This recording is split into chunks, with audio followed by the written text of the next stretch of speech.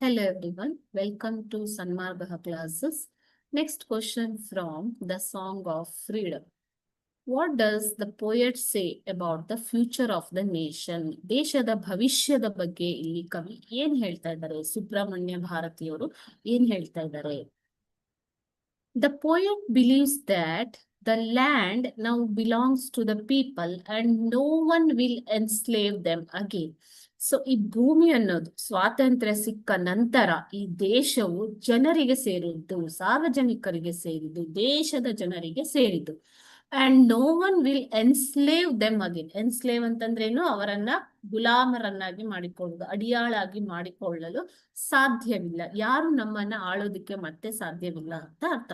ನಮ್ಮನ್ನ ನಾವೇ ಆಳ್ವಿಕೆ ಮಾಡಿಕೊಳ್ಬೇಕು ಪ್ರಜಾಪ್ರಭುತ್ವದ ಮೂಲಕ, ಅಲ್ವಾ ಮಕ್ಕಳೇ? He sees a future where the nation remains free.